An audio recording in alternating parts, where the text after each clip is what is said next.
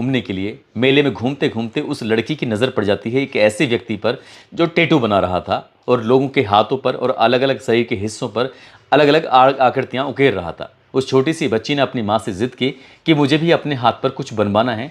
जब जिद कर रही थी तब उसकी माँ कहती है ठीक है बनवा लो, लेकिन ऐसा बनवाना जो अच्छा लगे, क्योंकि ये निशान जो लिखते हैं बनाते हैं आकृति उकेरी जाती है वो पूरी ज़िंदगी उस आदमी के शरीर के साथ ही बनी रहती है।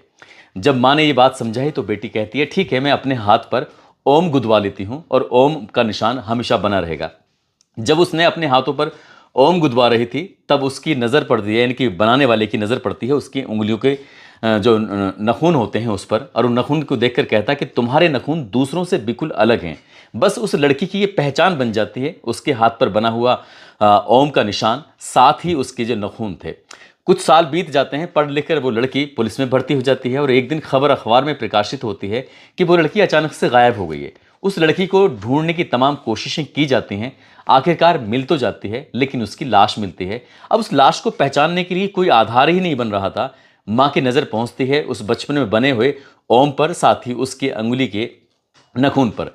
पुलिस ने इस आधार पर उस लड़की की शिनाख्त जब करवा लेती है और इस घटनाक्रम का खुलासा किया जाता है कि आखिरकार उस पुलिस वाली हेड कांस्टेबल को किसने मारा है, और जब कातिल का पता चलता है तो लोगों को यकीन नहीं हो रहा था कि आखिरकार कत्ल की ये वजह हो सकती है। दरअसल शादीशुदा उस महिला कांस्टेबल को एक लड़के से प्यार हो जाता है जो कि 7वीं फेल होता है, शराबी होता है और आवारा किस्म का लड़का होता है, ऐसा मीडिया रिपोर्ट की दावे कर रही है।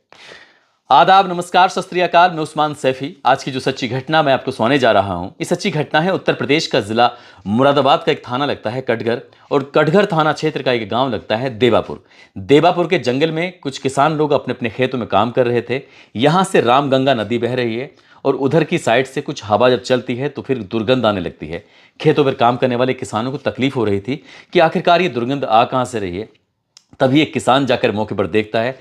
देखता क्या है कि सरकटी एक लाश थी और उस लाश को देख के उसकी चीखें निकल जाती हैं। आसपास खेतों में काम करने वाले लोग उधर आते हैं और देखने की कोशिश कर रहे थे। तुरंत ही पुलिस को सूचना दी जाती है। जैसे ही पुलिस मौके पर पहुंचती है, यानी कि एसएचओ कटघर संजय कुमार सिंह, साथ ही सर्किल ऑफिसर आशीष प्रताप सिंह, ये फॉरेंसिक टीम के साथ मौके पर पहुंचते हैं और उस सरकटी लाश यानी कि धड़ को वो कब्जे में ले लेते हैं। अब पुलिस की कोशिश थी कि आखिरकार इसकी बाकी का हिस्सा सर है तो कहाँ है। ग्रामीणों की मदद से पुलिस ने भी अपनी कोशिश की। लगभग 50 मीटर दूर एक पॉलीथीन में पैक उस महिला का बाकी का हिस्सा भी मिल जाता है। लाश किसकी है, किसने हत्या की है, क्यों की है, बहुत सारे सवाल थे और पुलिस इस मामले की जांच पड़ताल में जुट जाती है। कई घंटे बीत जाने के बाद भी पुलिस को जो सफलता नहीं मिलती है तो अलग अलग व्हाट्सएप ग्रुप हो या फिर सोशल मीडिया के अलग अलग हैंडल्स, चाहे वो फेसबुक हो या फिर ट्विटर हो, इस तरह पर वो अपलोड करते हैं और देखते हैं कि आखिरकार कहीं से ये सूचना मिल सके कि कोई महिला गायब तो नहीं हुई है, क्योंकि ये लाश जो बताई जा रही थी 5 या 6 दिन पुरानी बताई जा रही थी। पुलिस को 17 अक्टूबर 2024 को दोपहर का समय था जो लाश मिलती है। आखिरकार जब कोई कहीं से संपर्क नहीं हो पाता तो पुलिस वालों ने इस मैसेज को आसपास के जिलों में, आसपास के थानों में सब जगह सर्कुलेट किया कि इस तरह से एक 30 से 35 साल की उम्र की एक महिला है जिसकी लाश मिली है। आखिरकार पुलिस के पास कोई कांटेक्ट नहीं करता। तभी रामपुर जिले में खुफिया विभाग में तैनात एक पुलिस कांस्टेबल जिसका नाम होता है सोनू कुमार, उन्हीं के एक साथी होते हैं, जाकर दिखाते हैं कि इस तरह का फोटो है जो लगातार सोशल मीडिया पर वायरल हो रहा है। अगर देख के बता सकते हो कि कहीं ऐसा तो नहीं है ये फोटो तुम्हारी बीवी का हो, तुम्हारी पत्नी का हो। जैसे ही सोनू कुमार जो खुफिया विभाग में तैनात होते हैं वो साफ इनकार कर देते हैं, कहते हैं कि मेरी पत्नी का इस तरह से ये कोई फोटो नहीं है। दरअसल 15 अक्टूबर 2024 को रामपुर के खुफिया विभाग में तैनात सोनू कुमार ने सिविल लाइंस थाने के अंदर एक मुकदमा दर्ज कराया था कि उनकी बीवी अचानक ही घर से 15 अक्टूबर 2024 को घर चली गई है। उसको हर जगह तलाश करने की कोशिश की गई लेकिन वो कहीं मिलती नहीं है। पत्नी का नाम रिंकी सिंह होता है जो कि महिला थाने में ही हेड कांस्टेबल के पद पर तैनात होती है। अब उस महिला के जो कांस्टेबल होती है उनके नंबर को सर्विलांस पे लगाया जाता है, सीडीआर निकलवाई जाती है, लेकिन तमाम कोशिश करने के बावजूद भी कोई सफलता मिलती नहीं है। दरअसल पुलिस ने उसके पति से पूछा तो पति ने साफ इनकार कर दिया कि मेरी पत्नी की इस तरह से कोई लाश वास है नहीं और मैं उसे बहुत अच्छे से पहचान सकता हूं। इधर जब रिंकी सिंह गायब हो जाती है तो घर वाले भी परेशान हो जाते हैं, उसकी मम्मी भी और पिताजी भी।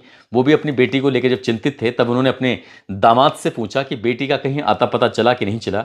वो दामाद कहता है, यानी कि पुलिस वाला जो होता है, वो कहता है कि तुम्हारी बेटी 14 तारीख की रात को किसी वक्त घर से चली गई थी, वो कहाँ गई है उसका मैंने हर जगह कोशिश की, मुकदमा भी दर्ज करा दिया है, पुलिस उसको तलाश कर रही है, इसलिए अब पुलिस ही ढूंढ पाएगी कि वो गई है तो कहाँ गई है।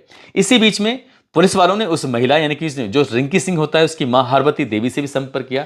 उन्होंने कहा कि हमें एक लाश मिली है, आप पोस्टमार्टम हाउस में आ जाइए, आकर देख लीजिए कहीं ऐसा तो नहीं है कि ये बेटी की लाश हो। जैसे हरवती देवी मौके पर पहुंचती हैं, आने के बाद उस लाश को देखती हैं तो लाश पूरी तरह से सड़ चुकी थी, उसमें से बेइंतहा दुर्गंध आ रही थी, साथ ही जो शरीर के हिस्सा था वो पूरी तरह से फूल कर मोटा हो चुका था, जिसकी वजह से चेहरे को पहचान पाना, जिसकी वजह से शरीर को पहचान पाना बहुत मुश्किल था। तभी माँ के दिमाग में ख्याल आया, बचपन की कहानी याद आई जब वो मेले में जाती है और अपने हाथ पर ओम गुदवाती है, साथ ही जो उसकी उंगलियों के नखून थे वो भी अलग किस्म के थे। तब माँ ने अपने पुलिस वालों को ये बताया कि ये मेरी ही बेटी है, ये कोई और नहीं है। इसी बीच में पुलिस को शक भी होता है एक व्यक्ति पर, उसको हिरासत में लिया जाता है जो उसी के गांव का एक लड़का होता है। उस लड़के को जब पोस्टमार्टम हाउस में लेके जाते हैं, उससे कहते हैं कि क्या तुम इस लाश को पहचान सकते हो किसकी लाश है, तो वो लड़का भी स्वीकार कर लेता है कि ये लाश किसी और की नहीं बल्कि रिंकी सिंह की लाश है। दरअसल रिंकी सर का किसी ने सर काटकर उसको रामगंगा नदी के किनारे फेंक दिया था। किसने ये हत्या की थी, पुलिस अब इसी मामले की जांच पड़ताल में जुटी थी। इस लाश को परिवार के लोगों ने पहचान लिया, गांव के व्यक्ति ने पहचान लिया, लेकिन जो पति है, पति ने नहीं पहचान पा रहा था। क्यों नहीं पहचान पा रहा था, पुलिस को यही कुछ शंका होती है, परेशानी होती है। इसलिए पुलिस ने उस व्यक्ति यानी कि जो खुफिया विभाग में तैनात होता है पुलिस डिपार्टमेंट के, जिसका नाम सोनू कुमार होता है, उस सोनू कुमार को भी पुलिस हिरासत में ले लेती है और हिरासत में लेकर उससे सख्ती से पूछताछ करती है। दरअसल कहानी जब निकल के सामने आती है तो लोगों को बड़ा आश्चर्य हो रहा था। दरअसल उत्तर प्रदेश का जिला बिजनौर लगता है और जिला बिजनौर का ही एक थाना है चांदपुर, और चांदपुर का एक गांव लगता है रायपुर खादर। यहाँ का रहने वाला सोनू कुमार, और यहाँ से 7 किलोमीटर दूर एक गांव लगता है दरबड़, जो कि थाना चांदपुर क्षेत्र का ही होता है। यहाँ की रहने वाली होती है रिंकी। दोनों ही पढ़ाई में शुरू से होशियार होते हैं और 7 किलोमीटर दूर इन गांव का फासला होता है। साल 2011 में दोनों की उत्तर प्रदेश पुलिस में बतौर कांस्टेबल के पद पर नौकरी लग जाती है और इनकी तैनाती एक साथ होती है। जब ट्रेनिंग के दौर में साथ ही वो जब अलग अलग होते हैं और उनकी जब मुलाकातें होती हैं तो पता चलता है कि इनके दोनों के गांव तो 7 किलोमीटर का फासला है। दोस्ती हो जाती है, दोस्ती कब प्यार में बदल जाती है इस बात का पता ही नहीं चलता, और दोनों अपने अपने परिवार से बातचीत करते हैं कि हम दोनों शादी करना चाहते हैं। परिवार वालों की सहमति के बाद इस रिंकी सिंह जो कि महिला कांस्टेबल होती है, सोनू कुमार जो कि पुरुष कांस्टेबल होता है, इन दोनों की शादी हो जाती है साल 2013 में। और इनको संभल में इनको पोस्टिंग मिलती है। संभल का एक इलाका है चंदोसी, वहाँ पर पोस्टिंग हो जाती है। दोनों अच्छा खा रहे कमा रहे थे। इसी बीच में बच्चे भी पैदा हो जाते हैं, एक बेटा दूसरा भी बेटा हो जाता है। साथ ही इन्होंने अपना घर बनाया चंदोसी में और घर बनाकर खुशहाल जिंदगी जी रहे थे। वक्त जैसे जैसे आगे बढ़ रहा था वैसे वैसे खुशियों का दौर भी आगे बढ़ रहा था। साल 2022 में इनकी यहाँ से पोस्टिंग हो जाती है जिला रामपुर में। रामपुर में पोस्टिंग हो जाती है और ये लक्ष्मी नगर में रहना शुरू कर देते हैं। लगभग 1 साल पहले, साल 2023 के आसपास की बात है, एक दिन सोनू कुमार को ये पता चलता है कि गांव का ही एक लड़का है, जो लड़का शराब पीता है, जो लड़का आवारा किस्म का है, जो लड़का लगभग 7वीं फेल है। उस लड़के से उसकी बीवी प्यार करती है, वो भी इसको प्यार करते हैं और दोनों का आपस में एक दूसरे के साथ अवैध संबंध है। इस बात को कई बार उसने समझाने की कोशिश की।